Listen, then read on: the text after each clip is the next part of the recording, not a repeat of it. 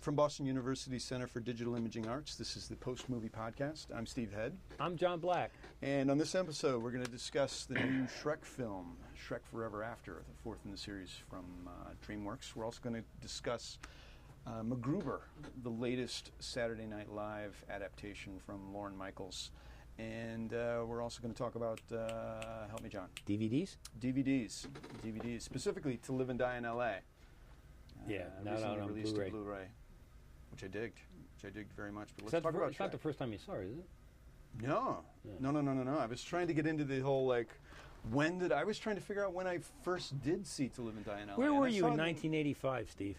Well, in 1985, the movie, actually, To Live and Die in L.A. came out, I did a little research, came out November 1st, 1985. So you remember where you were that day? I do. I was at Providence College. I was studying. That particular Friday night, I had a study space where I was studying, and I had a lot of frickin' classes. You went to PC? I did. Providence College. Ah. I did. I was trying to recall whether or not I saw To Live and Die in L.A. on its first theatrical run, and I can't say that I recall. I don't. Yeah. I didn't, but I do recall having seen it during the summer of 1986 on video, I believe, and it is that video viewing that was basically my introduction to Willem Dafoe. Mm-hmm. And to me, everything that Willem Dafoe has done afterward, I have used this movie as a touchstone. It all relates to Live and Die in L.A. His evil, his cold-hearted menacingness is just. His just blowing people away so cold-bloodedly was, in a way, I'm going to go as far as to say, kind of new. Yeah. And this may be, what 1980s films have brought to us, which is basically the cold-blooded kill, which is, maybe in the 70s and at all time before, at every other time before this, there's a certain setup. There's a certain emotion that goes with the inevitable death of one of the characters. But here, Willem Dafoe's character does away with one of his cronies, in such a cold-hearted manner that it's just like, where did this guy come from? Yeah. He not only does he look so menacing, but he just was so evil. And so he was just like this out-of-the-blue evil guy that provided the center for this film, which kind of really made it run. And I can't say I was a fan of William Friedkin at the time. I'd like to. What? I'd like to go back and say, yeah, everybody, I knew everything about William Friedkin, The Exorcist, and French Connection, and Sorcerer, but I can't say it. Because I think a lot of critics do that. I think a lot of people who write online, they'll go back and say, I was all this, and they'll build themselves up as to be the authority on this subject. But you saw I didn't know movies, anything right? about William Friedkin when you didn't see The Exorcist when it came out? I had seen it, but I didn't. But it hadn't hooked me, right? As to really make me want to learn about Friedkin's films. I mean, right. I'd seen the French Connection too, and all I really thought of about the French Connection was wow, that is one cool car chase. Right, he knows how to do a car chase. And then Roy Scheider. I was kind of a Roy Scheider fan, and I thought that that was wow, he's in something else that's pretty cool here. Oh, Sorcerer. And French Connection is the guy who was trying to strangle him. But I just really didn't. I don't think I wasn't. To me, this didn't represent some kind of a comeback because I didn't know what he was coming back from. No. I think, especially in our formative years as movie fans, it's more about either the genre of film you like or an actor you like. It's not, we're not at the level now where it's not only directors, we're talking cinematographers, and this person did the score, and now we have a lot more It takes history. A while. It takes a while to develop this auteur theory that Andrew Sarris talks about. You really, once you can take a director's whole career, then you have the ability to, once you've seen all their films, then you have the ability to really critique what's going on here. Mm-hmm. And it's not like this was. This is just something that was delivered in the middle of Friedkin's career. He had these, his other offerings in the 90s that other people committed. Boys in the Band. Great movie. Yeah. Night They Raided Minsky's. I remember seeing that. And so I saw that 2 weeks ago. They said Bug was a comeback. And I saw Bug, this year, and I thought it was really cool and freaky and small, but unsettling. You know, I digged The Hunted, but it's not. That was him? That was William Friedkin? Yeah, I actually interviewed And William Friedkin Benicio for del it. Toro, right? Yep. Huh. You know, and a lot of people were saying at the time when The Hunted came out that, oh, William Friedkin is nuts. You know, the guy's just lost it. Whatever he had in the early 70s, he's lost it. Yeah. But I want to relay this one point. I was watching this podcast called More Than Human that an acquaintance of mine, a friend, not a friend, just an acquaintance, somebody that I've met. Don't insult them. They might listen to this. Well, you know, it's like, you know, I admire him, but I can't say he's not a friend. I mean, we know of each other. It's Robert Burnett. He directed a movie called Free Enterprise. No. It was like this Star Trek fan type of thing. We met briefly while I was reporting on the making of the movie Superman Returns. Right. He was doing. We were interviewing Bryan Singer in Sydney, and Robert was doing the videotaping, and we struck up this conversation, and it turns out, he's the director of this, and all that kind of. Well, anyway, I got a link on Facebook to one of his video podcasts, and he discussed To Live and Die in L.A., and one of the points he makes is that some directors, over the course of time, they lose it. They lose whatever edge they had. They become domesticated, like George Lucas became domesticated, like Francis Ford Coppola became domesticated. But then you've got something like, you know, like Martin Scorsese, you know, who's been making, you know, he has his off movie, but he's making great stuff for years. Or, in an example here, William Friedkin. And so it was either Robert or the guy he was talking to at the time. They said, you know, a director still has it if they still fuck. If they know how to fuck, then they're making great movies. If they've been domesticated, then it's a problem. Stanley Kubrick wasn't domesticated. The guy still knew how to fuck. So that was his point. So does William Friedkin still have it? That's the question they were asking, was does he know how to fuck? I don't know. So To Live and Die in L.A. is an example of fucking. So now I've officially gone over the I'm backing the edge away. to where my my nephews cannot listen to this episode. Absolutely. This is Steve Head I on just the thought it was like, Post Movie Podcast. Is William Friedkin still fucking? I don't know. Well, how old is he now? To Live and Die in L.A. fucks with you. Yep. Okay. Any other DVDs this week? Let's go William Peterson. I don't know. I like the movie. I remember seeing it. The guy who blows up in the middle of in midair. Oh man. That's the thing I remember most about it, from seeing it the first time, and not really thinking about Mr. Friedkin's sex life. This movie does. How do I say it? It breaks one of the cardinal rules towards the end of the movie about not blowing away your protagonist. Mm-hmm. Although, you know, obviously this happened in The Departed, but long before The Departed, there was To Live and Die in L.A. And in this, in the version of the film that Friedkin wanted, you know, his protagonist gets cold-heartedly blown away, gun to the head, you know.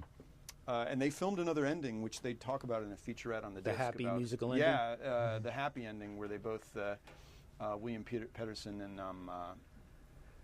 his buddy, I forget his name, they play Secret Service agents. And when they're not protecting the president, they're investigating counterfeiting. And so to sum things up quickly, they've created this alternate ending where they live and they end up going to Alaska, and a couple of other CIA guys or something get credit for their I smell sequel. for their case. So, wow. But I also have to say that this movie, in regards to its William Friedkin still fucking, it has one of the best car chases ever, which is the onto the freeway against the grain car chase, which I thought at the time, I was like, holy shit, that was good. That was really good. You know, and the way they orchestrated that was a kick in the pants. Do they have, on the Blu-ray, do they have any making of stuff? Yeah, there's I think there's a half-hour making of with current interviews with William Peterson and Friedkin does a really good commentary. I just remember seeing a making of for the French Connection where they showed the car chase and that. Yeah, I wanted to get those discs. How crazy. Or that disc, yeah. You know, it was like they didn't have any safety regulations. They just kind of strapped the camera on the side of the car and then drove down the street as fast as they could. It wasn't, you know, like today they'd have to be insurance riders and everything else. These guys were just like out there doing it. Well, you know, he says something really interesting. I think they added the car chase towards the end. In other words, they filmed the movie, and they came back to set up the car chase. And when in the production, the deal with filming a chase sequence like that, and I'm of course paraphrasing from what he says in the documentary, is you don't go into filming a car chase with like a full crew. You don't have all the production vans. You don't have all the all the makeup trailers and wardrobe. You just show up with the things you need: the cars, the stuntmen, and the guys, and you gun it that way, really bare bones. So that's what they did for the entire week. Was they after the movie was over, they showed up bare bones with none of the other accoutrement that comes with the all the pampering that goes on movie sets was just gone. They were just showed up to orchestrate this car chase against the grain on the LA freeway. And it's the fact that they were, because not having all that other crap around them allows them to move quickly and set up the cameras and do the shots, and that was his reveal. As far as like, if you can do your car chase apart from the middle of the heart of your production, it's a whole different thing that you can set up. So this particular chase will probably stand out as, like, in the 80s when you think of stunts. This one really stands out. Definitely. All right, let's not. I don't really have another DVD to add to this. I think people should check this one out. So let's move on to the theatrical releases: Shrek 4 and MacGruber 1. Let's do Shrek. Yeah, get it out of the way. All right, let's set the timer on this one. It's kind of like beat the clock. I can pan this movie in under a minute. Do it. I'll set up some a haiku review. No, there was no reason to make a Shrek 4 besides money. Why did I even say that? Jeffrey Katzenberg's maniacal greed, and plus, here's the thing that pisses me off more about the fact that this movie is just lame. There was an article in the paper this week in New York. They're charging $20 a ticket to see this on IMAX. $20. I guarantee in New York, this will come out. Charges $20. This will come out at $19.99 on DVD to own, and then within a year after they have the 4-pack of Shrek, you'll be able to pick this up for $5-10, used, because people are sick of this shit. This is coming from the guy who complained earlier, and I agree with him about the quality of DVD. But here, he's not talking about the fact that they've jacked up the ticket price. Right. Which is great for him. And there's no reason for this to be in 3D. That, None. They don't do anything special that would make you go, wow, it's in 3D. Wasn't a reason for the last one to be in 3D. I didn't. Wait, think was that it? Was the last one 3D? Really? Yeah. I don't even remember that. Yeah. It's so sad. But I think Shrek 1 and 2, they could have stopped there. I will say this: I enjoyed this more than Shrek 3. Shrek 3 sucked, and this was kind of lame. It wasn't offensively bad. It was just blah. Shrek 3 is going through the same thing that Carrie Bradshaw's going with. I can't. He's got to break free of this marital situation that's going on. He needs to. Carrie Bradshaw needs Donkey to get needs to get She wants the sparkle back in his life. Yeah. He needs the mud back in his life. He needs to get back to the swamp. He needs to just. That's pretty much that's what happens. He's yearning for. This is exactly what happens here. So they borrow Frank Capra's "It's a Wonderful Life" and set up some crazy thing with Rumpelstiltskin where he gets to trade a day. He gets 1 day of being an ogre again in exchange that's all, for 1 day all of Rumpelstiltskin needs to do to. So basically, the setup is basically that Shrek has become a commodity. He shows up at parties. He does his org, yell, and all the kids are happy. Did he yell? Yell. That was amusing, and he's just like Charlotte. He's becoming he's worn thin on all the baby crying and all the things that go into being a parent. It's just driving him up the wall. So he explodes, and he goes and in his moment of weakness, he meets with this Rumpelstiltskin character who is a shyster to the nth degree, and he tricks him into signing this document that says that I can have 1 day of your life. And by signing this document, Rumpelstiltskin goes back and basically destroys Shrek's life. He never met Fiona, never had a future, and not only that, Fiona's parents have given Rumpelstiltskin the kingdom.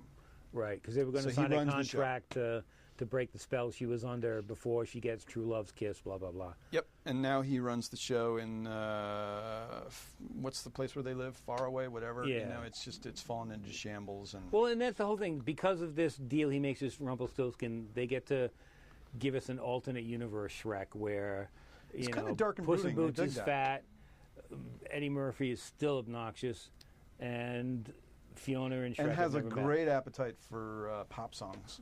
You know, just singing to Yeah. keep himself happy. Yeah. Yeah. So Rumpelstiltskin has his cronies are these witches Right. that sort of do his bidding and do whatever magical type of things that they do around the castle to make things hell for everybody. They run the show, and then on the other side, there's this alternate universe version of Fiona, who's leading the Ogre army. ogre uprising. Yeah. Which has been brewing in the woods, and so it's Shrek having to reintroduce himself, becoming a part of the ogre army. Right. Make her fall in Fiona- love with him again. Yeah. Just lame. And it has its Madagascar freaking dance sequence that was so annoying in Madagascar. They had to bring it.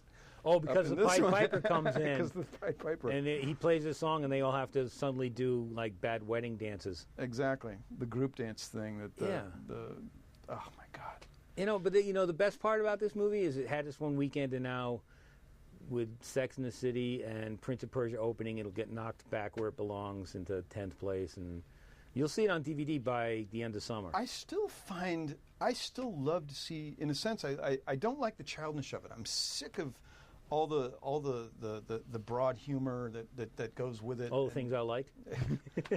But it does have a. It does have its adult sense of humor at certain points, and Puss in Boots is kind of funny. I mean, I love the artistry of the animation, despite horrible things I may say about all sorts of other films that are computer animated. I really do appreciate the animation. I love that. I loved Meet the Robinsons animation. I dig the animation in Robots, and here I dig it again.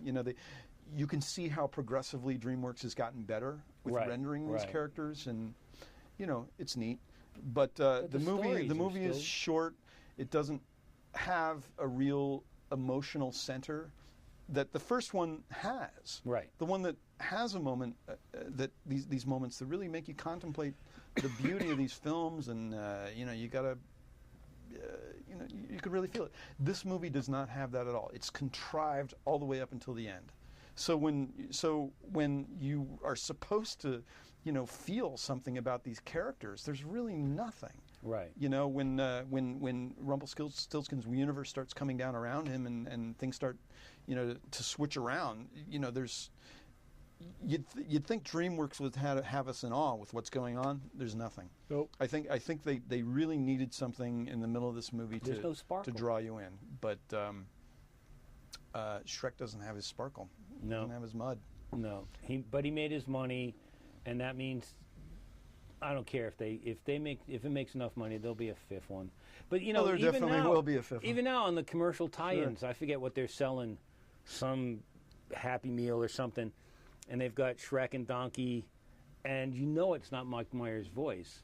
Yeah. It's not Eddie Murphy. It's like cheap imitation. So if they can't sign the bigwigs, I imagine there'll be, it's like whenever Disney had a hit, there'd be like Pocahontas or Mulan in theaters, and then there'd be like Mulan 2, 3, 4, and 5 on video for the next up-teen years with cheaper cast and cheaper stories and cheaper animation. And the fact that they've gone through 2 more movies that really didn't have the feeling of the first one makes me wonder if they just got lucky on the first one, being able to have it the way it was arranged in such a way that as the movie progressed, you really felt something for these characters, that there was something beautiful about it, but it's not in these other films. There's really I would look at it the other way. I would It's say hollow. basically they're victims of their own success, and Yeah. where the vision was someplace else in the first movie, the vision is obviously in another place, which is essentially to repeat the success in terms of getting the money. I think what they needed, Yes, I know everybody has to make money. Yeah. No, but and still. that was the motivation for making this the first movie. But at least in the first movie, they knew, well, we have to earn it. Right. Yes, and the first movie, it actually benefited from having these slow moments where you got to feel what was going on with these characters. This third movie, doesn't let up. I mean, when it lets up and you're supposed to be awed by what's going on, that moment should have been like a half hour earlier or even towards the beginning of the film. But I think that they're so worried about pacing that they don't want to lose anybody. They feel like if you need a slow down moment where we can actually think about and feel something for these characters, they put it at the end of the movie. Well, you know what? And it was wrong. Thinking about being lucky, I would have to say that, while I'm sure that they were very careful to be able to reach a broad audience, both children and adults. And yes. That was one of the amazing things about the film in the beginning. It's a hard thing to retain, and they're so driven by doing that they've really muddied it a lot, because there's not, just from your description, because I haven't seen it, but it doesn't sound like they're really sharp in terms of providing a focus for the humor. No, right. Actually, but in the third movie was See how good you the guys worst. Are the first I can movie. figure this out without having to see the movie. Well, the third movie was the worst example of this, and it played just horrible. This movie actually does itself a little better by having a good antagonist in Rumpelstiltskin. Not great, but he is menacing, and there is like a darker edge to this one, what with Faraway being destroyed and what was the presence of the witches and all. So there's a darker element in this that I think is kind of cool, but still it doesn't save it. No. It doesn't. No, I wouldn't even watch it on DVD. We won't review it when it comes out. We won't. Really? Oh, no. I'll watch it. I won't. Wow. I don't ever want to see Shrek 3 again, but I guess I'd see this. What would you go see? All right. All right, so let's leave Shrek right. Forever After and move on to MacGruber. Were you a fan of MacGyver? No. You don't have the series? You're not going to... No, I've got nothing to say other than all I knew was this guy would put together toothpicks and... Did you see the skit on Saturday Night Live this is based on? Yeah. Look at it was just one. You're lighting up. It's just so... It is funny. It is funny when he's like... Steve! Quick, 30 seconds. This... Hand me the paperclip. How much time is left? 3 seconds. Wait, Wait, did that happen in the movie or the TV show? I think all of the MacGruber clips basically end with him like MacGruber, get back on track. We've only got 30 seconds left. We only got 3 seconds left. Wait. Oh, I wish that had happened in this movie. Did you like it? It only basically happens once. I think they tried to get away from the fact that it was one joke that they're trying to stretch over 90 minutes. Yeah. I loved the 80s references. I was appalled by the movie's just, it was just gross. Simply gross in some parts. And Val Kilmer, his character was kind of a letdown, but I should probably start from the beginning. Go ahead. Okay.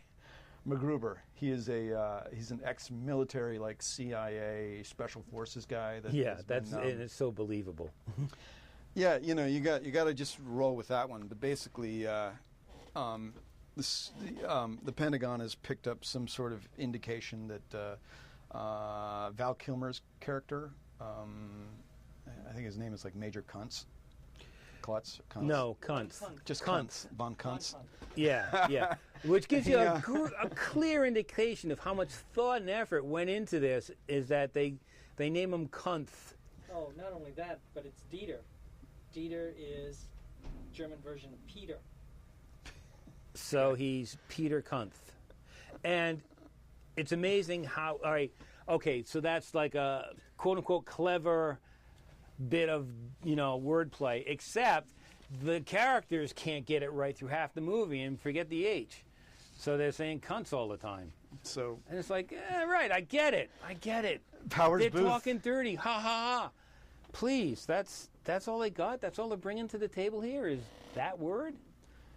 It's a pretty slim thing going on here. Yeah. So the general, I guess, played by Powers Booth, goes to retrieve...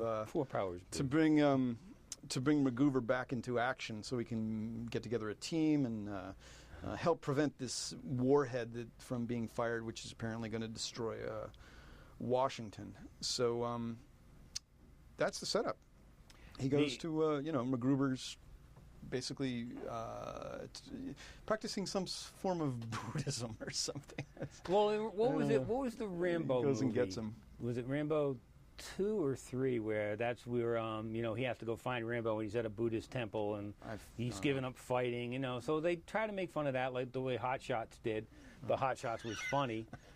Because that's the thing. Hot Shots went for the joke. Constantly went for the joke. At the beginning of MacGruber, they're trying to make it seem like he's really the guy. It's played like a little more serious, like he's out there learning stuff. The jokes aren't flying. Or maybe they're just flying past. He's got the resume that is just like the most incredible thing. But when you meet MacGruber and you see how he operates, it's just, yeah, whatever. How the hell do you? There's nothing. It's just he's just a walking '80s anachronism. Yeah, with his Ray-Ban sunglasses, with the leather patches on the side. Yeah, with the leather like bra things for his glasses. It's very funny. Bra things. And his penchant for his car stereo is actually kind of scary. It pulls out the removable car stereo. That's the one thing that was kind of funny for me was that any kind of action movie like this, the guy's going to be listening to heavy metal or some kind of fast-paced rock. MacGruber drives around listening to the lamest, cheesiest. Yeah. 80s rock pop.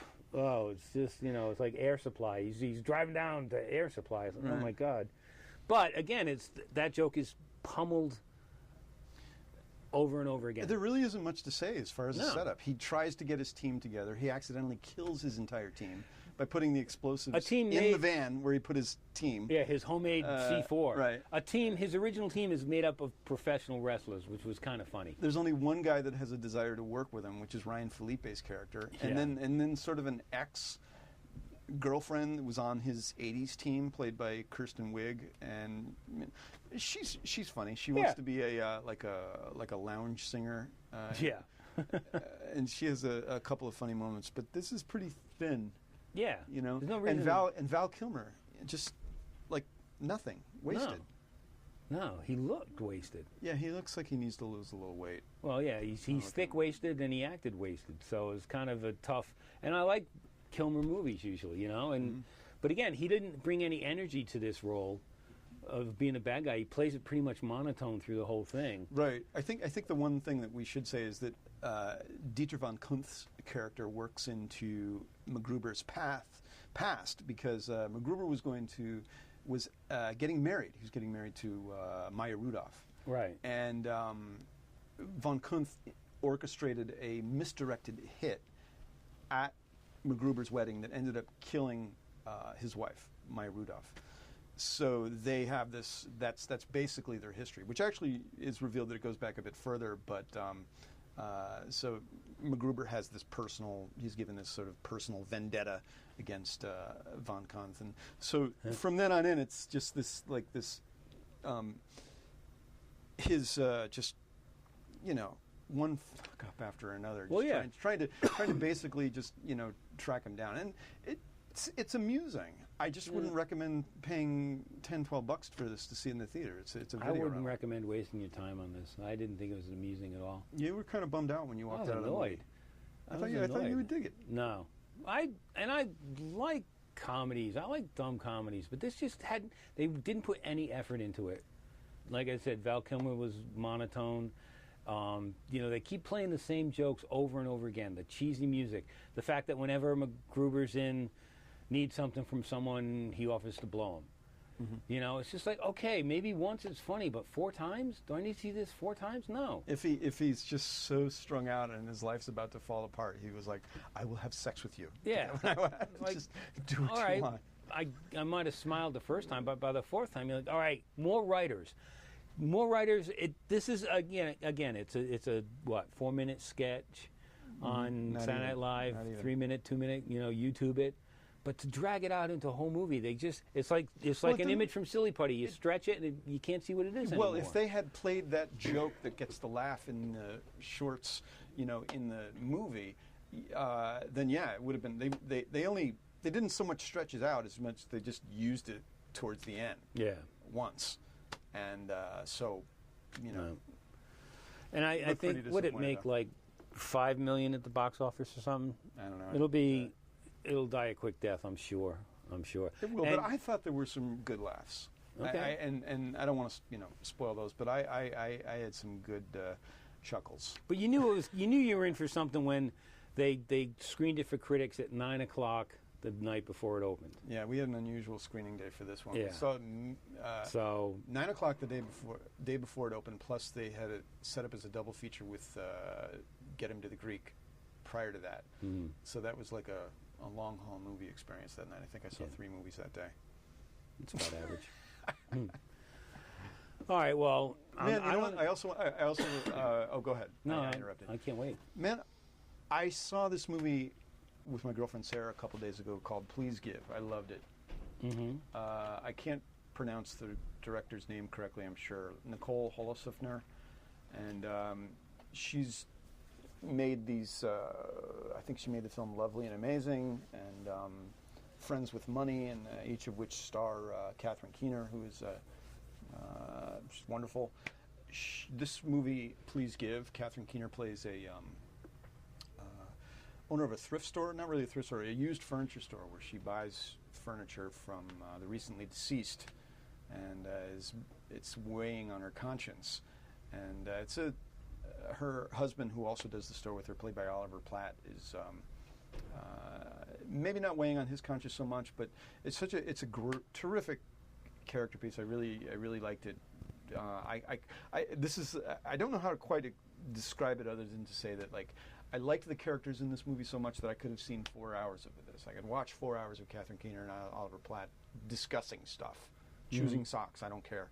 It was interesting. And I think Please Give is definitely it's playing at the Coolidge right now. Okay. And probably I didn't see it. It's a Sony Pictures classic, so I think it's in limited release in other cities right now. But definitely see it. You'll dig it. Okay. You'll dig it. And her daughter in this, I forget the actress's name, does a terrific job. It's not Amanda Peet, is it? No, but Amanda Peet, I also want to say, she takes on a dangerous role here. I always think it's dangerous for an actor to take a role that is where you're really intentionally not playing a bad guy, but you're playing unlikable? a bad person, very unlikable. Yeah. Just a real soulish, what is it, harpy? Maybe not so much a one here, but she's playing like a really crappy person, and she does a good job. And she's done a couple of these roles, and I like her. so I think she's got a lot. She got stuck in a lot of It takes some lame. guts to do that. Yeah, takes some talent too.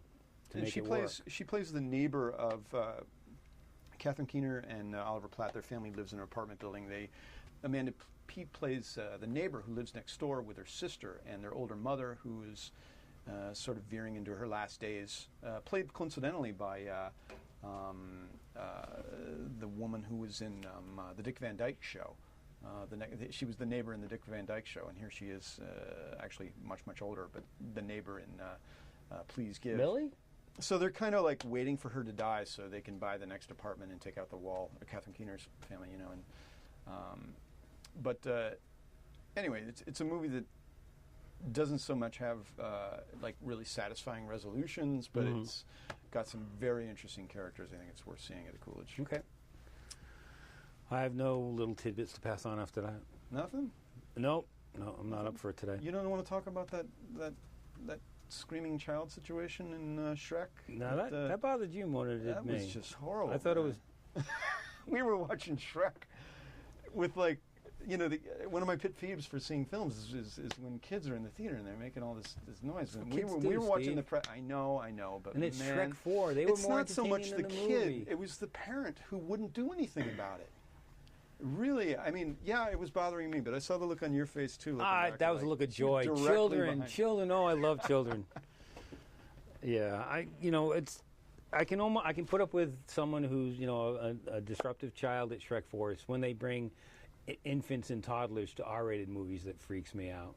You'll see someone there hugging an infant as they're watching some god awful bloodfest on the screen. That's what happens at some of the public screenings we go to.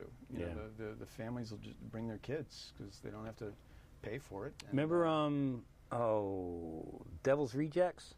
No, I didn't see that one. It was a Rob Zombie horror movie, and there were two, I'd say 8 or 9 year old boys their parents brought in, and they sat them down front, and then the adults went in the back, and I was like, are you really bringing kids to this? This is R-rated Rob Zombie movie. Yeah. No, I didn't. Whatever. I want to meet those kids in 10 years because there's some horrifying images in that movie. Absolutely. And there's these two boys, But, when we mentioned William Friedkin, when The Exorcist came out, do you remember when it came out, The Exorcist? There were so many strict rules on getting in to see it. And that was just slightly before my time. We conned my mom into taking us. We were like, come on, we can't get in unless you come. And she had no idea what the movie was. And she brought 4 or 5 of the neighborhood boys. She's like, oh, they're my sons. Yeah. We don't look alike. We're all the same age.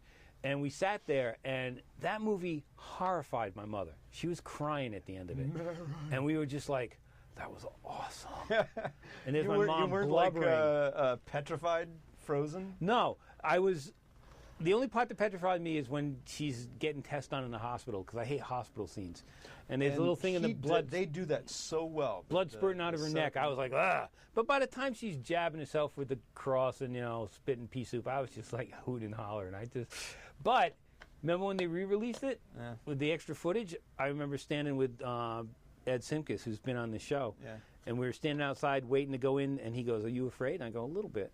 And this was like 20 years later. I digged it. And you're right about that examination scene. It actually, in watching To Live and Die in L.A., the process of Willem Dafoe's character doing the counterfeiting is so intense. It's entertaining because of the machinery and the sound effects, just like the machinery and the sound effects in the examination scene is discerning. He goes through all the clicking and the click, click, click, click, click, click, click, click, click, and you're thinking like you're being irradiated. Yeah, I just remember, though, conning my mom into seeing that movie. That and conning your mom into seeing The Exorcist. And then we conned her into letting us go see A Clockwork Orange. And it was hilarious because she didn't have to come in Paul's with us. like, what? She didn't have to come in with us. She just had to sit us down in her seats. And she went up to the ticket booth, and the guy was like, it's a pretty strong movie. She didn't have any problem with being she had no idea. The woman being crushed to death by a giant chair dildo? No, she had no problem. She didn't see it. For The Exorcist, she had to sit with us. For Clockwork Orange, she just had to buy the tickets, and she sat us down. I remember walking out of the theater, and she was like, how was it? And I was in such a state of shock. I was like, it was okay. I think I need to see it again. And she's like, well, not tonight. And I went 3 days later, and same thing. She let me in, and she's like, is it a good movie? And I was like, yeah, but I can't talk about it. John, I could have never have gotten away with that. My God, she was a wonderful lady. She would just and one more mom story, it was just hilarious. Deer Hunter comes out, right? Now listen, I'm old enough to go by myself now, so she doesn't have to take it. Deer Hunter, I go the Friday it opens, I skip school, I go to see Deer Hunter. I got so high on my way to the theater, I fell asleep at the wedding scene, and I woke up at the hospital scene. So I didn't see anything that happened. None of the Diddy Mao, none of the torture, nothing. Mm-hmm. And so I go home, and my mom, she liked De Niro, she liked his movie. She goes, how was it? I go, it's pretty boring, Mom. There's a wedding, and then there's they come back from the war. So she goes to see it. And I'll never forget, she walked in the house, walked right up to me and hit me. She goes, how could you say nothing happened? I was like, I fell asleep. Man, I couldn't put anything over on my parents like that. I think they let me see Halloween. Yeah, the original, and I thought that was just so cool. And then the opening scene with that long Steadicam shot leading up to the, And when did Clockwork Orange come out? 71. 71, I think. So I was 12. Does that say a lot about me? Does that explain a lot? I was 12 and I went to see it twice. It was a. I had the soundtrack. I love that movie. I still love it. Wendy Carlos just makes his movies. Yeah. Oh, there was a lot that made that movie. I became a huge Malcolm McDowell fan. Stanley Kubrick. Again, that was a time when I didn't know who the director was. I just knew it was like Psycho Eyes. Yeah. The first time I had to, I saw it the first time on video, but I did see it in the theater in the late early 90s. I think it was late 80s in awesome Chicago. On the big screen, isn't it? Loved it. Just loved that freaking zoom in on his face, right into his eye. Yeah. Just so menacing. It's a formative thing for a 12-year-old boy. So formatively, you had to have. I think Exorcist was 73. Yeah. Right? So, but like I said, my mom wasn't aware for Clockwork Orange. She just knew that we wanted to see it, and she had to escort us in. And I'm pretty sure it was either not rated or X or whatever, you know. And again, it was just formative. God, at that time, I think the scariest thing for me was seeing Alice in Wonderland, where the baby turned into a pig. That was frightening. Did you ever see Oh Lucky Man? No. It's it's Malcolm McDowell, Lindsay Anderson. I did see that. When the guy turns into a pig. Oh God. That was the thing. That was one of my first after.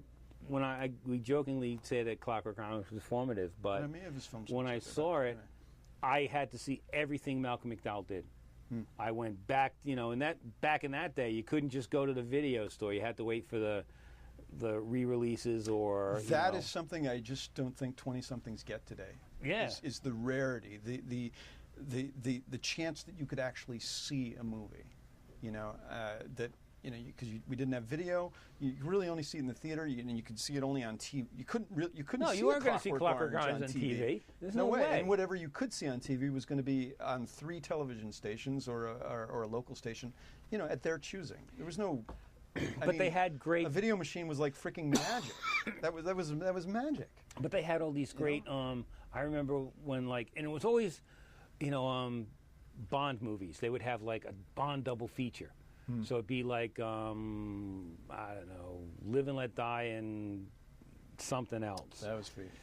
So you'd go and you'd be there for the whole. Talking about boat stunts, car stunts. Yeah, you'd be there for the whole day, just watching James Bond movies. Double features were cool like that, Yeah. And but then they would have re-releases so that. I remember seeing Bullet and Bonnie and Clyde, and they'd been out for a while, but they always came back. It was like the new picture would be Bullet, and the B flick would be Bonnie and Clyde, or the new picture would be the new Bond, and then there'd be an old Bond with it. I recall seeing Fantastic Voyage in the early 70s and thinking that was pretty sweet. Raquel Welch. A running theme on a lot of these programs, at least when I'm talking. But I couldn't get away with convincing my parents to go see a horror film, no way. I mean, later on, they didn't care. Right. I mean, I can look back at certain films in the late 70s and, no problem. I think it was a little tenacious about going to see the original Mad Max, and that was 79. You know how they have... whatever, I must have been nowadays they have, or not nowadays, but for a while, they would say that, television was raising our children because, they'd turn it on, plop the kids in front of it, and that's how they took care of the kids. And when I was growing up, it was like your theater that you were talking about. The Leroy Theater in Providence was 99 cents on Saturday, and you could walk in at 11, and they'd pick you up at like 7. And there would just be Dr. Phibes, The Abominable Dr. Phibes, the second Dr. Phibes movie, and then the first Dr. Phibes movie would show again. And they just were in a loop, and they'd be like cartoons, and it'd just be, it's like play... what do they call it, when they drop kids off at school? No, not at school. Like, parents... Your after-school activity? Yeah, or, like nursery school, whatever they have for kids, It was like, we just get dropped off, and it'd be like the whole neighborhood would be there. You had kids you knew from that Saturday. True, yeah. And you'd be sitting there watching, when they had Mark of the Devil, which, again, I shouldn't have seen at this young age. Oh, God. But they gave you vomit bags. Really? And you'd be sitting there, and it was all because they yanked the girl's tongue out. And by the second time you've seen it that day, and you watch Mark of the Devil twice, you're all like, get your vomit bag, and when they pull out her tongue, you'll pop the vomit bag. And, we had so much fun, Mom. What was the movie? Oh, you don't want to know. I remember my parents dropped me off to see this movie called Posse with Bruce Dern in the late 70s. And it wasn't a great movie, but it was just something. And I think it was a double feature with The Late Show. Yeah. Which really sucked. But I think I saw Posse a couple of times, and that was... the killing, I think, in that was kind of discerning at the time, but I remember that as being like a babysitter movie. Yeah, here, go see this. Yeah, that's. We'll see you later. I remember. I think I talked about it on the show. Parents do that today. My sister would never drop the kids off at the theater. Well, they can't afford it. For my mom dropped me off at frigging Eden's 2 in Northbrook, where I saw Star Wars 2.5 times. How did we get to Star Wars? It all comes back to Star Wars. It does. It's amazing. It always does. But Logan's Run. I was dropped off to see Logan's Run. But that was the thing for $1 or whatever, and concessions were cheap, or you brought your own. And you could sit there all day. You never really paid attention to the movie until got I think exciting. that, at our age, I consider this sort of an advantage between other film critics who are younger, because I don't really know how to describe the experience other than to say if they had everything taken away from them, all of their videos, all of their flat screen TVs, all of their on-demand and internet and other options to see movies, imagine just all of it gone. And the only way you can really see it is to choose one of the theaters in town, because you really aren't going to watch it on TV. You got to get out. You got to make the point of being able to get to the theater, and you just didn't have the choice. Yeah, I remember the first time I saw Casablanca and Maltese Falcon were at the Avon Cinema in Providence. It was a revival house like the Brattle. Yeah. I get to see these movies on the big screen. Now they're watching them on their friggin' phone. I recall my parents something about seeing the 1972 John Wayne film, The Cowboys. Great movie. And there was such a 70 millimeter ambiance about it, And the movie was so deeply affecting. My parents let me watch it, even though they give the kids guns and the kids take revenge on the gang that's trying to steal the herd. But it had an intermission. I don't think I've seen an intermission in a film since some Sean Connery film, The Lion in the Lion in the Desert. Something like that from the 70s. But the grandiosity, the specialness of actually getting dressed up to go see a movie, at Radio City Music Hall, which I had seen once, or just in Millburn, where my parents took me to see films. Did you get dressed There was up? something special about it. Oh yeah. Or even just going to the drive-in, there was something special. Now it's all about taken for granted. Uh-huh. Oh, for sure. Anyway. For sure. Well, you can get dressed up, to go to a movie, but you're going to do it in your costume. You're going to get dressed up as a stormtrooper. What's opening next week? Maybe we can think of a costume. I want to see you go to Shrek dressed up as a Shrek. stormtrooper. Yeah. Well, I went to Robin Hood dressed up as one of the merry men. So. We all know that now. What's opening next week? Maybe we can come up with a costume for you. Prince of Persia, which I missed this week. You could have dressed up which for I'm that. told was better than Pirates of the Caribbean. By what crack addict were you told that? Mark Kermode, BBC Live. Really? Yeah. Is he a crack addict? No. You sure? He's awesome. So what's his excuse? Well, what's the excuse? That the movie is it actually has redeemable qualities, like Alfred Molina. Every time he's on screen, he's good for some humor. He does mention the fact that he was interested in Jake Gyllenhaal's abs. He did take quite a while to work out and get his six-pack performance right. But the movie, I'm just reiterating his review, but it sort of works out like a video game, You should go to. Video game. You should go see it. It is a video game. We can but, discuss. it has its levels. We can discuss Mr. Molina and the abs and the mascara and everything else. The mascara? I'm not aware of that. Oh, it's how you know Ben Kingsley's the bad guy. He wears more mascara than he wears so much he can barely keep his eyes open. But like, ooh, is he the bad guy? He must be. He's wearing more eye makeup. Until next week. Yeah, let's leave that. Next week we'll talk about something else. Prince of Persia and whatever happens to be. I got a Blu-ray for Steven Seagal's Marked for Death, which I'm sure has but I can't talk about it until I get a Blu-ray player. Because there's so much I'm sure that really needs to be in high def. Let's sign off. If you agree with us or disagree with us, if you want to call us out on anything, just send us an email, postmoviepodcast@gmail.com, or send us a comment on Facebook, send us a message via Facebook. We'd love to hear from you. And check us out, of course, at post-movie.net. Until next week, I'm Steve Head. I'm John Black. So long, everybody. Go to the movies.